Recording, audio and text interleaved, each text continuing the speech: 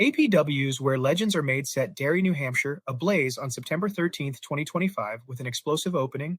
Manny Arias strode to the ring to thunderous applause, proclaiming himself the rightful number one contender for the APW Heavyweight Championship, vowing to claim the title soon. As he prepared to leave, Big Move's Bill, wielding a guitar, interrupted, mocking the Derry crowd as crybabies and introducing the return of the Bleeding Edge, Jason Vaught. Vaught challenged Manny, claiming he deserved the contender spot due to their unresolved history. The crowd roared, "Yes, sir," when Manny asked if they wanted to see a fight, prompting him to call for a referee to make the match official. The bout was a brutal back and forth, with Jason Vaught reversing Manny's high-flying maneuver into a deadly submission. The Derry crowd's cheers fueled Manny's comeback, leading to a thunderous suplex. Vaught and Big Move's Bill tried dirty tactics, attempting to use the guitar, but it backfired. Manny capitalized, hitting his signature splash to secure the victory and cement his status as the number one contender. The night continued with an exciting announcement. The Shepherd Trophy will be awarded to the winner of the Spacetown Classic tournament, set for APW's final Derry show of 2025 on November 1st.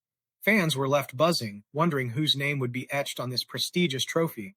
Then up next, we had the APW Tag Team Champions, Gunnar Moody and Jason Maverick, Sons of the South, entered to a wave of boos, flaunting their gold. Former APW New England champion Braylon Johnson, hungry for more gold, introduced his new partner, the debuting Corey Jackson. Braylon started the match, confronting Gunnar about their lost friendship, only for Gunnar to snap, "The Gunnar you knew is gone," and attack. The fast-paced tag action saw both teams trading tags, keeping the energy high. The champions isolated Braylon, wearing him down, but he made a hot tag to Corey. Despite Corey's fiery comeback, the Sons of the South overwhelmed the challengers with their combined power, retaining their titles. Up next, we had a match for the APW New England Championship, with Dylan Nix challenging DJ Powers for the gold. The cocky champion DJ Powers taunted the crowd, only to be outmaneuvered early by challenger Dylan Nix, the Northern Nightmare, who unleashed a barrage of suplexes and slams. Powers fought back, using the ropes to choke Nix and taunting the crowd further. Powers perched on the turnbuckle, assuming victory. Nix battled back through a prolonged chokehold and reversals, but Powers reversed a standing suplex into a super kick, securing the 3 count to retain his New England championship. Then up next, we had Mike Gerard storm the ring, demanding a fight with Owen Brody. Brody smugly cited his contract, claiming he couldn't be touched during an APW show.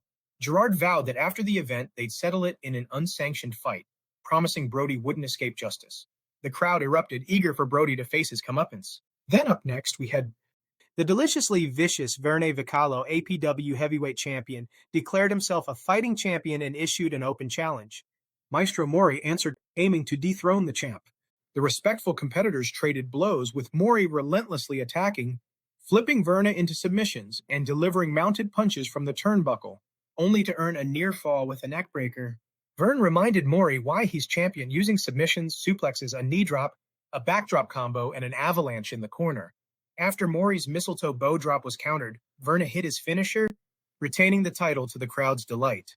Suddenly, Owen Brody returned, announcing Verne must enter the Clipper City Rumble as the first entrant to keep his title, sparking outrage but unwavering support. Finally, we came to the main event, which was a true clash of monsters. Apocalypse put his career on the line against the Church of Filth's Mallos Morgan, with the fate of the faction hanging in the balance. If Morgan lost, the Church would disband. The match was cataclysmic, like Godzilla vs. Mothra. Apocalypse and Morgan traded brutal, bone-rattling blows, each trying to end the other. Both sides' managers interfered repeatedly, adding to the chaos and raising the stakes with every moment. In the end, Reverend Nobody's eerie distraction gave Morgan the opening he needed. Morgan struck with the Skull of Destiny and pinned Apocalypse for the 3 count, ending his career in Derry, New Hampshire. Reverend Nobody entered the ring, raised Mallos Morgan's hand in victory, then turned to the fallen Apocalypse. With a cruel smile, Nobody waved and yelled, "Goodbye!" before the Church of Filth made their exit, leaving Apocalypse broken and motionless in the center of the ring. The crowd, silent at first, slowly erupted into applause and cheers, giving him an emotional farewell as he lay in the ring, his career officially over. With the show officially over, APW owner Mike Gerard called out Owen Brody for their unsanctioned fight. As tensions peaked, a mystery figure emerged from the crowd, pulverizing Gerard with a chair. The assailant and Brody choked Gerard unconscious, leaving him motionless. The show abruptly ended, with the stunned crowd filing out, uncertain of what's next for APW. Fans will need to tune into the next show to see how this shocking betrayal unfolds.